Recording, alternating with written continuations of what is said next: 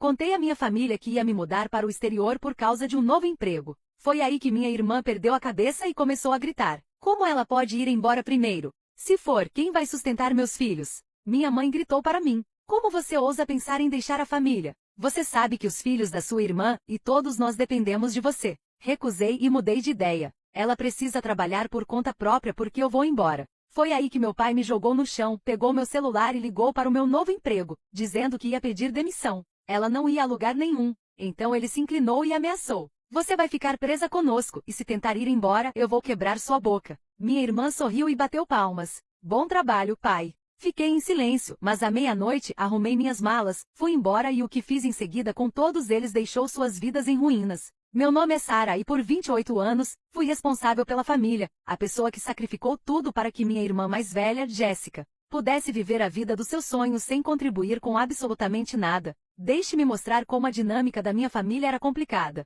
Sou a filha mais nova há 3 anos, mas, de alguma forma, me tornei a provedora designada para todos. Meus pais, Robert e Linda, tinham a ideia distorcida de que, como eu era inteligente, tinha dinheiro e estava focada na minha carreira. Era meu dever sustentar financeiramente não só eles, mas também minha irmã Jéssica e seus 2 filhos, Madison, de 8 anos, e Tyler, de 10. Jéssica engravidou aos 19 anos de um cara que desapareceu no momento em que ouvi a palavra bebê. Em vez de se esforçar, concluir o ensino médio e encontrar um emprego, ela voltou para casa e decidiu que ser mãe solteira era sua carreira em tempo integral. Ela nunca trabalhou um dia sequer, mesmo na vida adulta. Nem um dia sequer. Dormia até o meio-dia, passava as tardes assistindo a reality shows e as noites reclamando de como a vida dela era difícil, enquanto eu pagava por literalmente tudo. Eu, por minha vez, trabalhei muito na faculdade, tendo 2 empregos para pagar meus estudos em ciência da computação. Depois do ensino médio, consegui um emprego decente em uma startup de tecnologia e depois fui promovido a desenvolvedor sênior em uma grande corporação.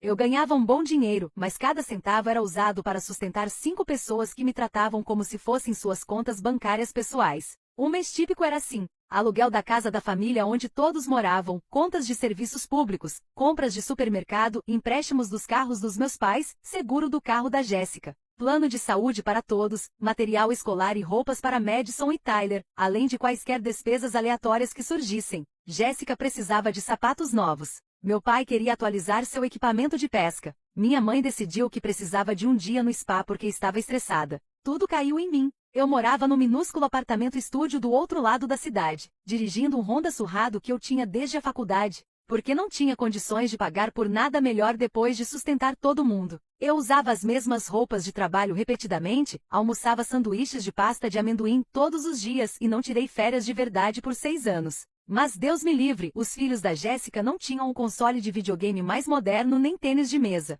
O ponto de ruptura veio quando recebi a ligação que mudaria tudo. Era uma manhã de quarta-feira de março quando meu telefone tocou com um número internacional. A voz do outro lado era da Tech Global Solutions, uma prestigiosa multinacional com sede em Amsterdã. Eles tinham visto meu portfólio online e queriam me oferecer uma posição como arquiteto de sistemas líderes para sua divisão europeia. O salário era incrível, quase o triplo do que eu ganhava nos Estados Unidos. Mas mais do que isso, era minha chance de finalmente viver minha própria vida, viajar, economizar dinheiro para mim. Quem sabe até namorar alguém sem ter que explicar por que não podia pagar o jantar, já que estava enviando meu salário para casa para sustentar 4 adultos e 2 crianças que nem eram minhas. Passei 3 dias pensando nisso, passando por várias rodadas de entrevistas virtuais e finalmente aceitei a vaga. A data de início era 15 de maio, o que me dava cerca de 6 semanas para terminar meu emprego atual e me mudar. Eu estava apavorada, mas animada. Pela primeira vez em anos, senti esperança. Foi então que cometi o erro de contar à minha família.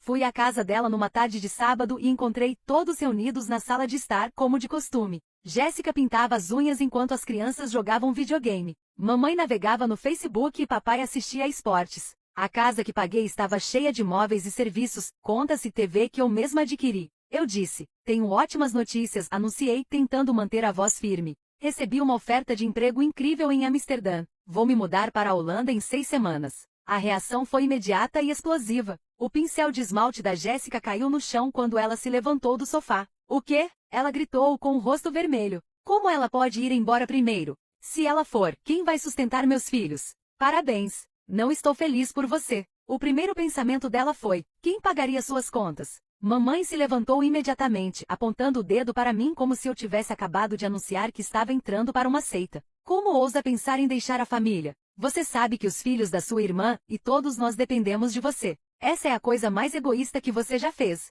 Egoísmo. A palavra saiu mais alta do que eu pretendia. Tenho apoiado todos vocês há 7 anos. A Jéssica não trabalhou um único dia desde que teve a Madison. Talvez esteja na hora de ela descobrir como cuidar dos próprios filhos. Ela precisa trabalhar para si mesma porque eu vou embora. Eu disse com firmeza, cruzando os braços. Tenho 28 anos e nunca vivi para mim. Nenhuma vez. Esta é a minha chance. Foi quando meu pai se levantou e eu soube que estava em apuros. Robert sempre foi o executor da família. Aquele que usava a intimidação e o medo para conseguir o que queria. Ele tinha 1,88 metros de altura e trabalhou na construção civil por 30 anos antes de eu começar a pagar sua aposentadoria antecipada. Sua vaidade ingrata, ele se levantou vindo em minha direção. Depois de tudo que fizemos por você, o que você fez por mim? Mudei de ideia. Provavelmente a primeira vez que realmente encarei a situação. Eu sustento a família inteira desde os 21 anos. Você não trabalha há 3 anos. A mamãe não trabalha há 5. E Jéssica nunca trabalhou. Foi aí que ele perdeu o controle. Papai se jogou para frente e me jogou no chão, minhas costas batendo na mesa central com tanta força que vi estrelas. Antes que eu pudesse processar o que estava acontecendo, ele pegou meu telefone de onde havia caído. Não engasguei tentando me levantar, mas ele pressionou a bota contra meu peito. Observei horrorizada enquanto ele rolava meus contatos, encontrava o número da Tech Global Solutions e dizia. Meu coração disparou quando ouvi o toque e então uma voz profissional atendeu. Sim, aqui é Robert Mitchell, pai de Sarah Mitchell, disse ele em seu tom mais autoritário. Estou ligando para informar que minha filha está se demitindo do cargo que aceitou. Ela não vai a lugar nenhum. Ela tem obrigações familiares aqui que não pode abandonar. Pai não. Tentei gritar, mas a bota dele pressionou minhas costelas com mais força. A pessoa do outro lado da linha deve ter feito perguntas porque o pai continuou. É isso mesmo, ela está retirando a autorização. Emergência familiar. Ela não estará disponível para nenhum cargo internacional. Obrigada. Ele desligou e inclinou o rosto a 1 centímetro do meu. Você está conectado conosco? Ele sussurrou com sua voz fria e ameaçadora. E se você tentar ir embora, eu vou quebrar sua boca. Você me entende? Jéssica, que assistia a toda a cena, começou a bater palmas lentamente. Bom trabalho, pai, disse ela com um sorriso que fez meu sangue ferver. Sarah precisa se lembrar do seu lugar. Todos nós dependemos dela. Eu estava deitado no chão, com as costas doendo, meus sonhos destruídos, vendo minha família celebrar a destruição do meu futuro. A mãe aprovou. Tyler e Madison continuaram jogando videogame como se nada tivesse acontecido. Isso era normal para eles. Fiquei em silêncio. O que eu poderia dizer? Eu estava em menor número, dominado e completamente encurralado.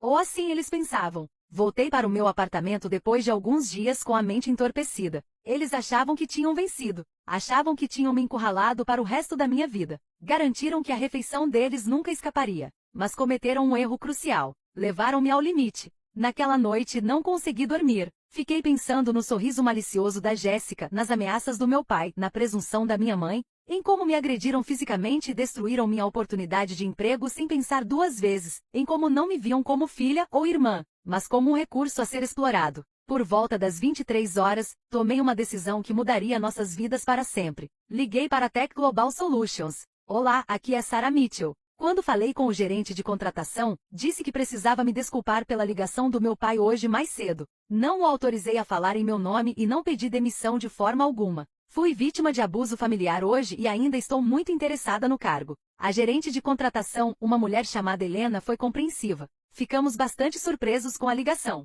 Ela admitiu que parecia muito incomum. Vocês estão em uma situação segura agora? Estarei, eu disse. Podemos manter esta conversa confidencial por enquanto? Preciso fazer alguns arranjos. Claro, o cargo ainda é seu se você quiser, Sarah. Ficamos impressionados com suas qualificações e odiaríamos perdê-lo por causa de uma disputa familiar. Depois de desligar, sentei-me no meu pequeno apartamento e planejei o plano de vingança mais completo da minha vida. Se eles queriam me tratar como propriedade deles, estavam prestes a descobrir o que aconteceu quando essa propriedade decidiu reviver. Primeiro, abri meu laptop e comecei a documentar tudo. Capturas de tela de todos os meus extratos bancários mostrando anos de pagamentos de aluguel, contas de serviços públicos, compras de supermercado, carros, seguros, contas médicas, tudo. Criei uma planilha detalhada mostrando exatamente quanto dinheiro eu havia dado a eles nos últimos 7 anos. O total era impressionante. Os $847 mil, quase $1 milhão do meu suor, foram usados para sustentar 4 adultos que se recusaram a trabalhar e 2 crianças que não eram da minha responsabilidade.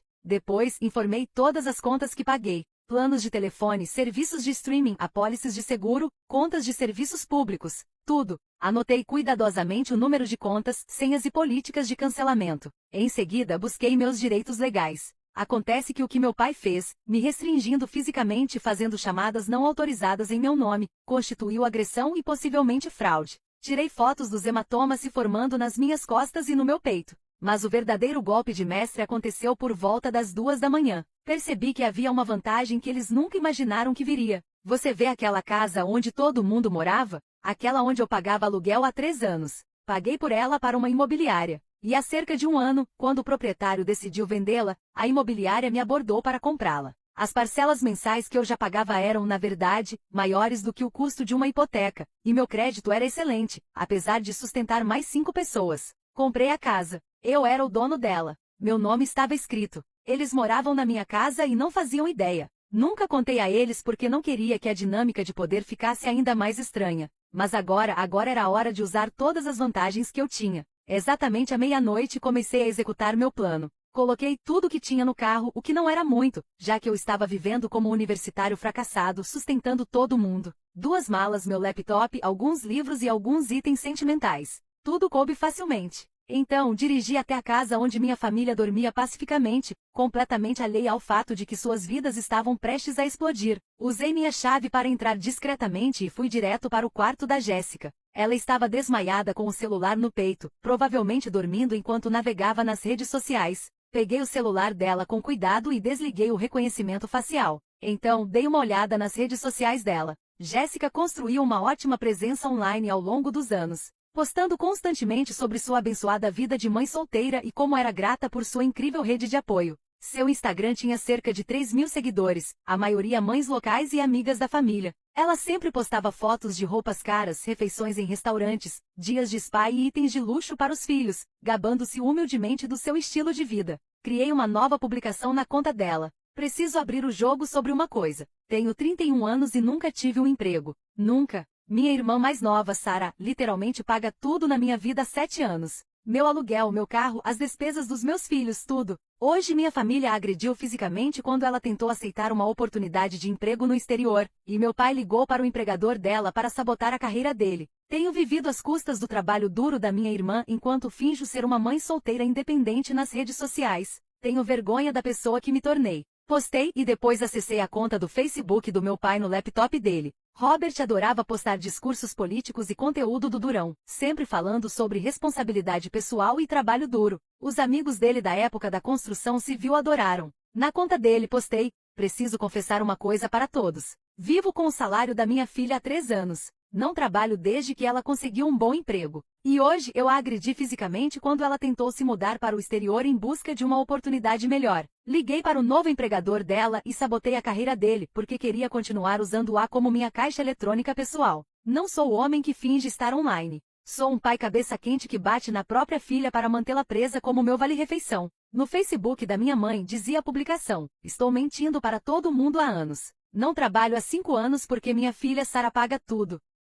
Nossa família inteira vem abusando financeiramente dela, e hoje a agredimos fisicamente quando ela tentou ir trabalhar em Amsterdã. Fiquei parada, observando meu marido agredir nossa filha porque ele não queria perder minha carona. Eu não sou mãe, sou uma parasita. Então fui para a destruição prática. Liguei para todas as empresas de serviços públicos e cancelei os serviços imediatamente, pagando todas as taxas de adiantamento da minha conta para que não houvesse atrasos. Luz, gás, água, internet, TV a cabo, serviço de coleta de lixo, tudo seria desligado em 24 horas. Liguei para a operadora e retirei todas as 4 linhas do meu plano. Os celulares deles paravam de funcionar de manhã. Eu acessava o site do seguro e removia todos eles das minhas apólices. Os carros ficavam sem seguro e não tinham cobertura de saúde. Enviei e-mails para a administradora do imóvel e para a prefeitura, informando que não seria mais responsável por quaisquer danos ou violações de propriedade, pois os atuais ocupantes estavam prestes a ser despejados. Então, surgiu a opção nuclear. Escrevi um aviso de despejo.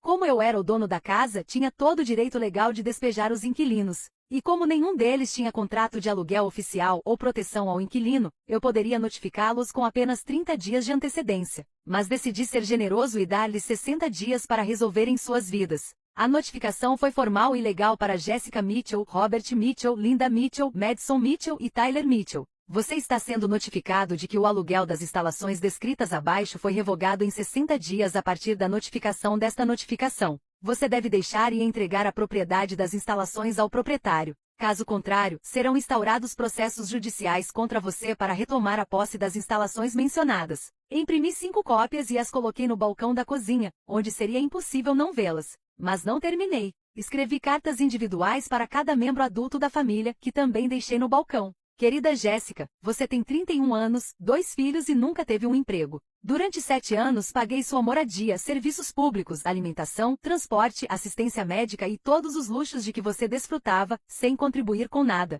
Quando tentei começar minha própria vida, você apoiou meu pai, que me agrediu fisicamente para me manter como seu provedor. Agora você tem 60 dias para encontrar um emprego e moradia para você e seus filhos. Não contribuirei mais para o seu estilo de vida de forma alguma. Seus telefones serão desligados hoje. Os serviços públicos serão desativados e você não estará mais incluído em meus planos de saúde. Sugiro que você use esse tempo com sabedoria para descobrir como sustentar seus próprios filhos, algo que a maioria dos pais faz naturalmente. A carona acabou. Sara, querido pai, você cometeu um erro grave hoje ao tocar em mim. Parece que você se esqueceu de que a filha que você agrediu é a mesma que paga suas contas há 3 anos. Você não trabalha desde os 59 anos porque se permitiu aposentar mais cedo às minhas custas. Hoje você me mostrou exatamente o que pensa de mim, não como filha, mas como sua propriedade. Você me agrediu fisicamente e sabotou minha carreira para me manter como sua fonte de renda. Espero que esses poucos momentos de poder tenham valido a pena, porque serão os últimos momentos em que você terá algum controle sobre a minha vida. Agora você tem 60 dias para encontrar um emprego e moradia.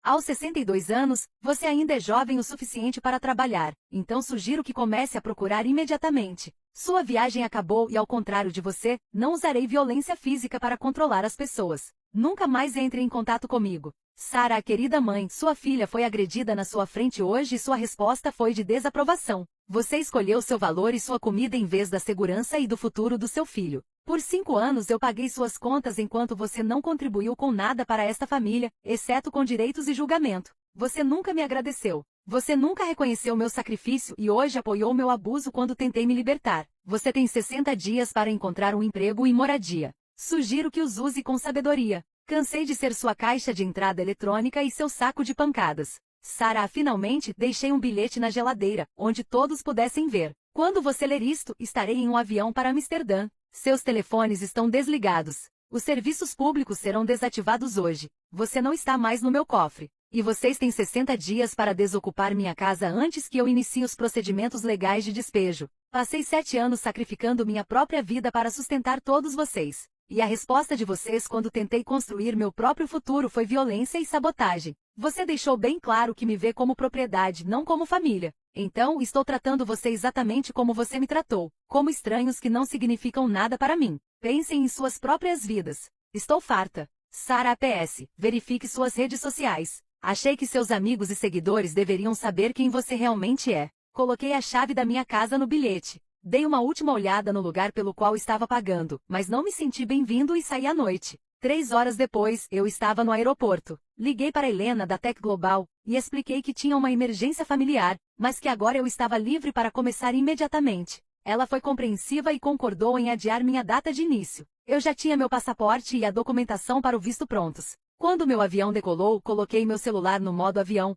mas não antes de ver o tsunami de notificações começar. Chamadas perdidas, mensagens de texto, alertas de redes sociais. As consequências estavam começando. Passei o voo inteiro sentindo algo que não sentia há anos. Paz. Ninguém dependia de mim. Ninguém exigiu meu salário. Ninguém me chamou de egoísta por querer minha própria vida. Pela primeira vez desde a faculdade eu estava livre. Quando cheguei em Amsterdã, liguei novamente para o meu celular e encontrei 247 chamadas perdidas e 189 mensagens de texto. Li algumas delas só para ter uma ideia do caos que deixei para trás. Jéssica. Sara. Que porra você fez? Jéssica. Meu celular está sem bateria. Como vou ligar para alguém? Jéssica. A luz está apagada e Madison está assustada. Jéssica. Você não pode nos deixar assim, Jéssica. Eu tenho filhos. Sara. Como você pode fazer isso com crianças? Pai. É melhor você voltar aqui agora mesmo. Pai. Eu vou te encontrar e te arrastar de volta eu mesmo. Pai. Você está destruindo essa família, mãe.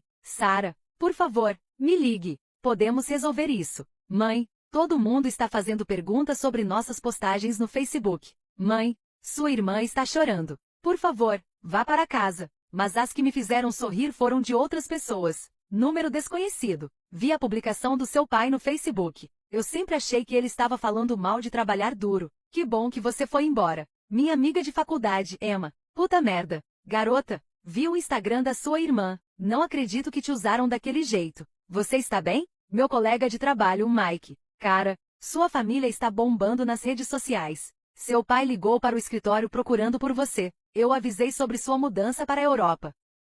Espero que você esteja em uma situação incrível agora. Nos dias seguintes, enquanto me instalava no meu novo apartamento em Amsterdã, que era lindo e custava menos que o meu estúdio em casa, assisti à destruição completa da vida da minha família se desenrolar do outro lado do oceano. O primeiro sinal de que meu plano estava funcionando veio da minha antiga vizinha, a senhora Henderson, que me adicionou no Facebook anos atrás. Ela me mandou uma mensagem privada. Sara, querida, não sei o que aconteceu, mas tem carros na casa da sua família, e a Jéssica está lá fora chorando com as crianças. Você está bem? Senti uma culpa momentânea quando vi que Madison e Tyler estavam no meio de um fogo cruzado, mas então me lembrei de que eles eram responsabilidade da Jéssica, não minha. Ela era a mãe deles, e era hora de agir como tal, em vez de esperar que eu financiasse a vida deles. As postagens que fiz nas redes sociais a partir das contas deles viralizaram localmente. Os amigos da Jéssica no Instagram foram implacáveis nos comentários, chamando a atenção dela por anos de postagens falsas. Várias pessoas compartilharam capturas de tela que a mostravam alegando estar em restaurantes e spas caros,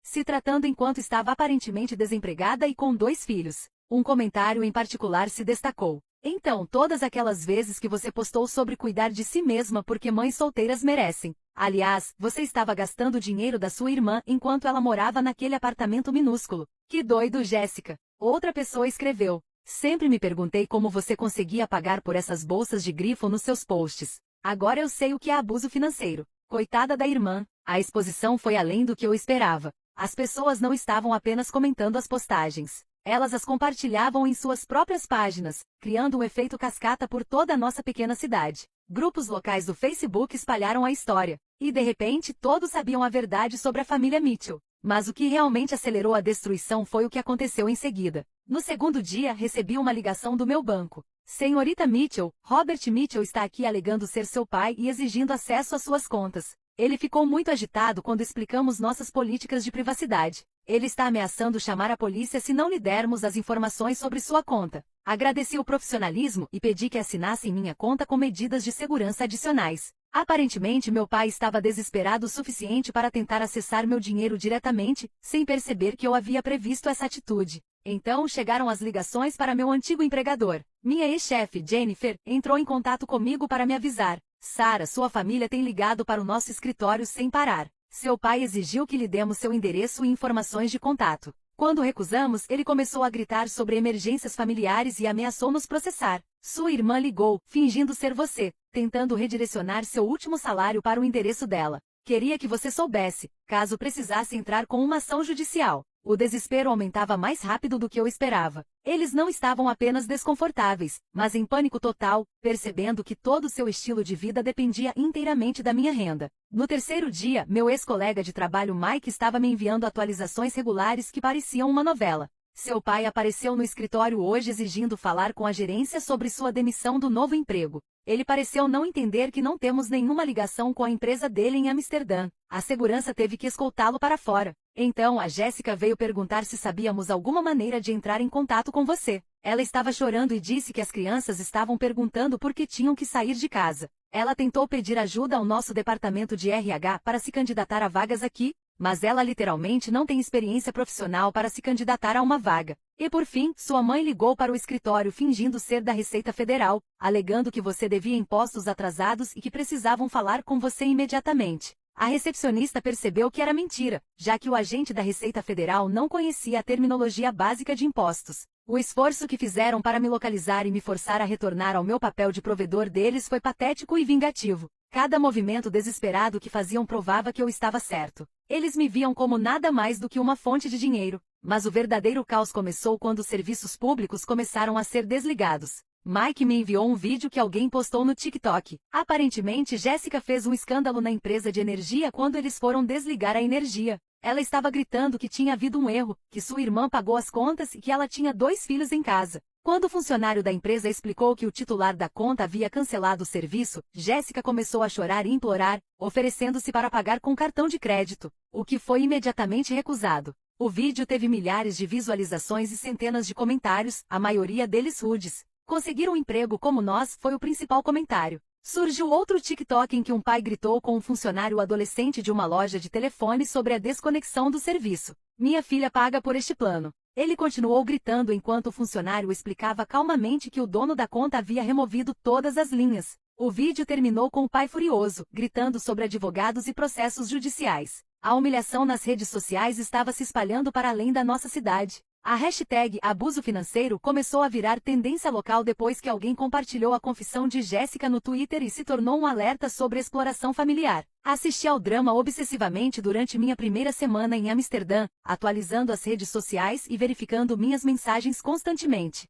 Era como assistir a um acidente de carro em câmera lenta. Horrível, mas impossível de evitar. Meus novos colegas notaram minha distração. Durante um almoço de adolescentes, minha supervisora, Helena, perguntou se eu estava me adaptando bem à mudança. Me vi contando a ela a versão resumida do que havia acontecido, e sua reação foi imediata e intensa. Sara, o que você descreveu não é uma obrigação familiar, é abuso financeiro. Terceiro, ela disse com sua franqueza holandesa, acabando com qualquer culpa que eu ainda sentisse. Na Holanda, temos um ditado que diz que não se pode servir uma xícara vazia. Você lhes deu 7 anos da sua vida, e eles retribuíram com violência. Você fez a coisa certa. Suas palavras redirecionaram meu foco para uma nova vida, deixando o passado para trás. Comecei a explorar Amsterdã de verdade, a fazer aulas de holandês e a realmente gostar do meu trabalho sem o estresse constante de sustentar outras 5 pessoas. Mas as atualizações da casa continuaram chegando. No 5º dia, descobri que Jéssica havia sido despejada do motel para o qual havia se mudado depois de sair de casa. Ela tentou pagar com outro cartão de crédito, mas o pagamento foi recusado, e causou tamanha comoção que o gerente chamou a polícia. Madison e Tyler estavam agora hospedados na casa da avó paterna. Uma mulher que Jéssica havia alegado anteriormente ser tóxica e que se recusava a deixá-la ver as crianças. Mamãe havia se mudado para a casa da irmã de Margarete, que morava num apartamento de 1 quarto, e aparentemente não estava feliz com o acordo. De acordo com as fofocas da cidade, que Mike estava relatando diligentemente, Margarete vinha dizendo às pessoas que Linda finalmente havia sentido o gosto da realidade e que era hora de alguém denunciá-la por ser uma parasita. A situação do meu pai era desesperadora. Ele havia solicitado auxílio emergencial e descobriu que seu plano de aposentadoria antecipada dependia inteiramente da minha renda. Ele não tinha economias, pensões ou perspectivas realistas de emprego. Mudou-se para um motel com diárias semanais, o que era aparentemente tão deprimente quanto parecia. A casa estava se deteriorando rapidamente. Sem ninguém para pagar pela manutenção ou pelos serviços públicos, os canos estouraram durante uma onda de frio, causando danos causados pela água em toda a cozinha e sala de estar. O quintal estava coberto de arbustos e os vizinhos reclamaram à prefeitura que a propriedade estava se tornando uma monstruosidade.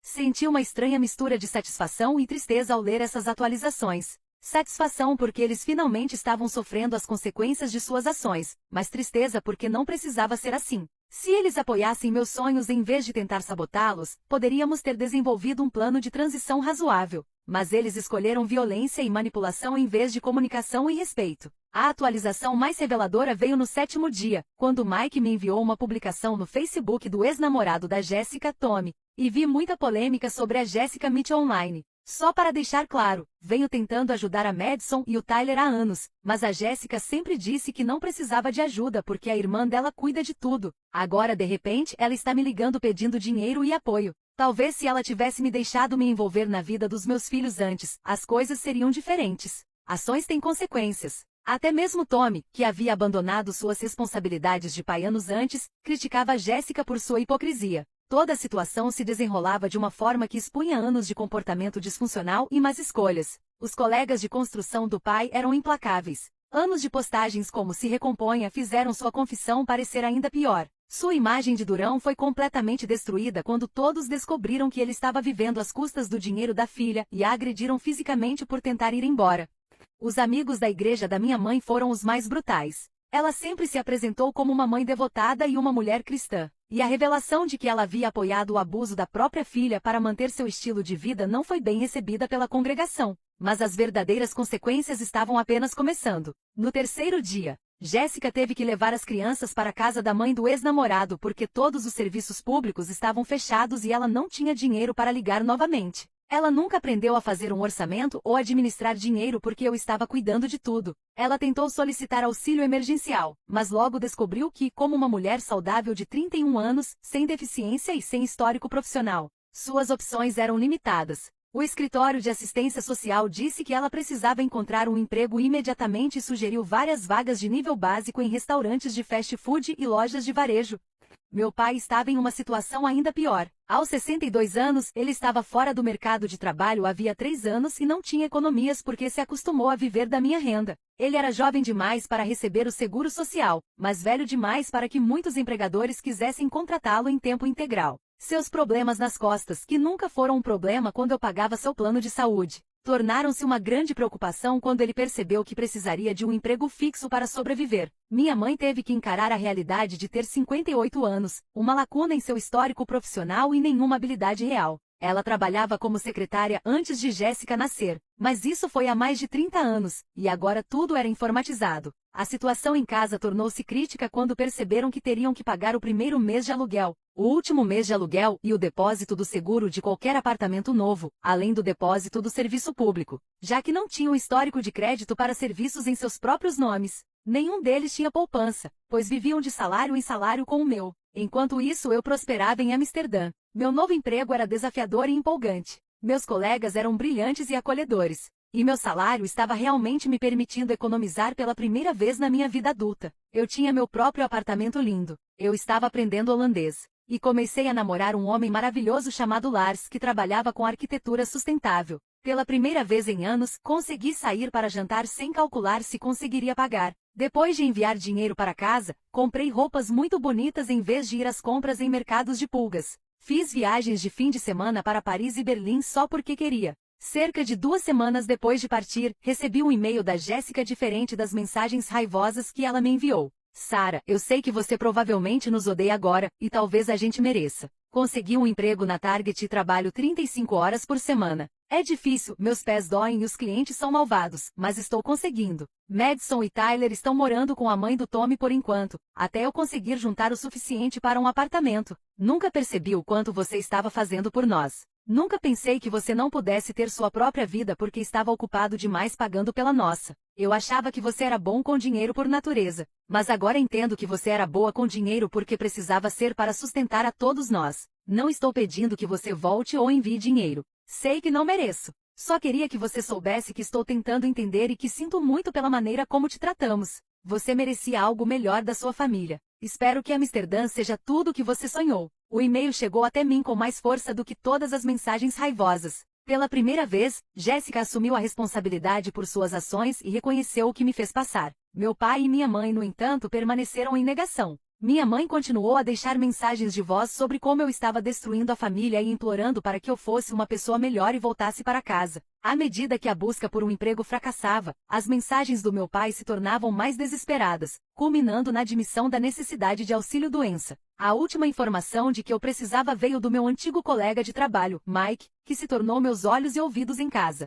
Ele me disse que a casa da família estava sendo executada porque nenhum deles conseguia pagar a hipoteca e havia parado de fazer a manutenção da propriedade por despeito. Havia danos causados por canos quebrados. Eu não tinha dinheiro para aquecer a casa adequadamente e o quintal estava coberto de vegetação.